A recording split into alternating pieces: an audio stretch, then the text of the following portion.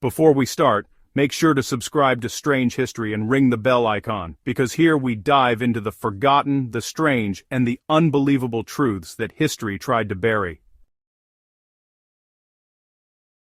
Now, here's something you probably don't think about when you crack open a soda or see a Volkswagen drive by. How many of today's most recognizable brands were actually born or rebuilt in the shadow of World War II?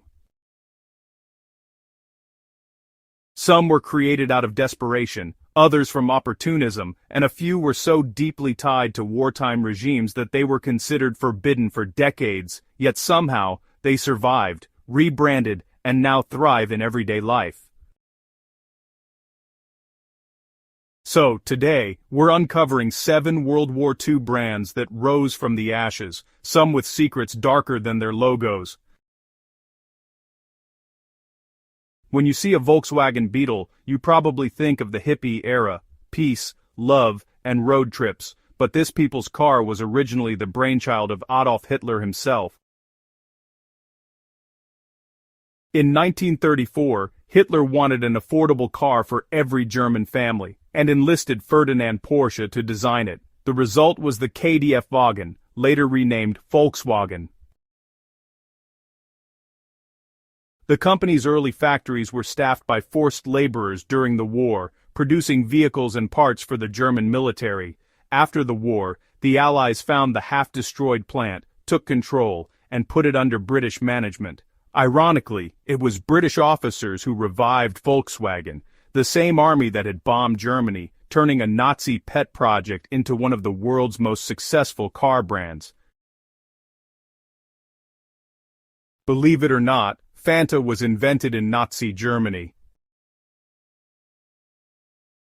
When World War II broke out, the United States cut off exports to Germany, including Coca-Cola syrup. The head of Coca-Cola's German branch, Max Keith, was desperate to keep the business alive.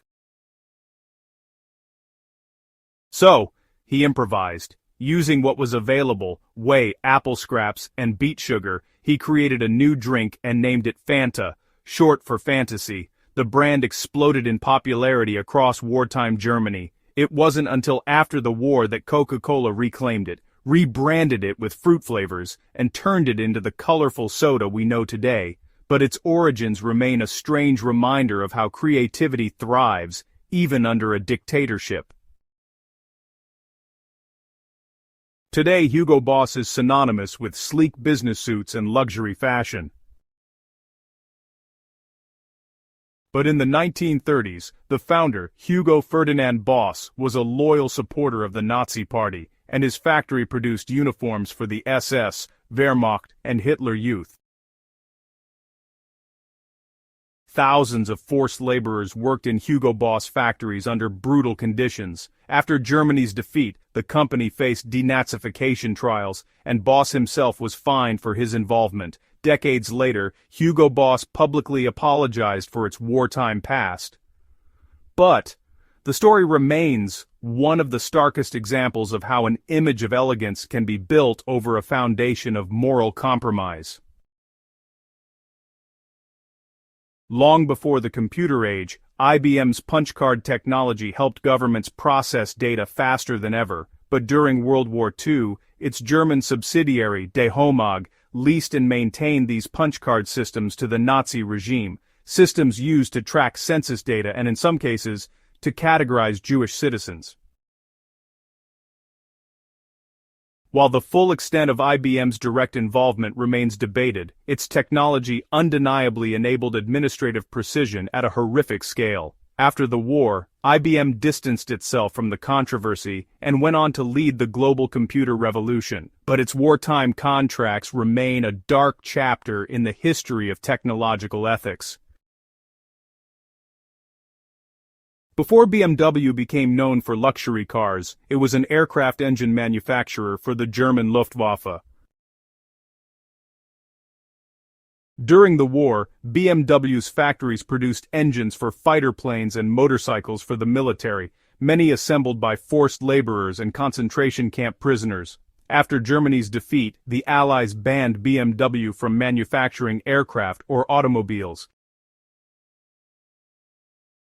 But by 1948, BMW bounced back by producing household goods, pots, pans, and bicycles, until it could rebuild its car division. Within a decade, it reinvented itself completely, turning from a war contractor into a symbol of post-war prosperity. Not every brand on this list carries shame. Some became instruments of quiet resistance.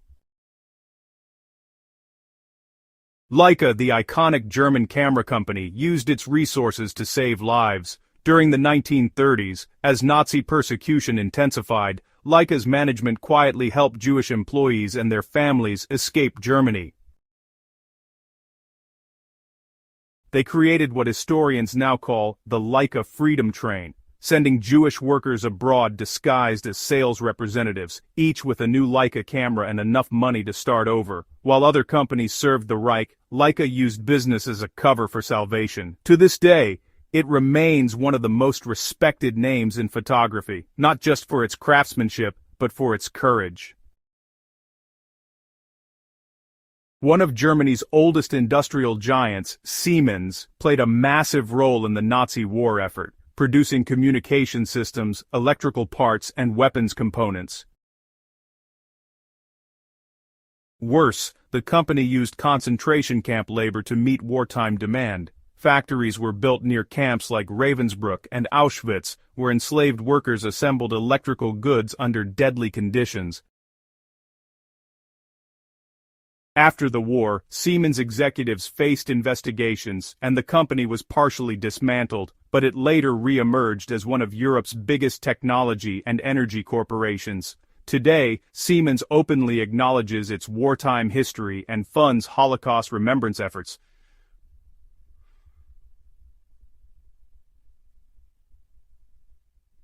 A move that ensures the past isn't forgotten, even as the company continues to innovate globally. What ties all these brands together isn't just their connection to World War II, it's their transformation. Some, like Volkswagen and BMW, turned instruments of war into engines of peace. Others, like Fanta, arose from scarcity and went global. And some, like Hugo Boss and Siemens, had to publicly atone for their actions before regaining trust. But there's a deeper story here, one about human adaptability, morality, and survival.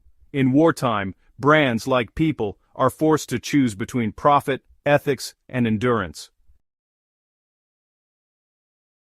These companies didn't just survive the war, they evolved from it.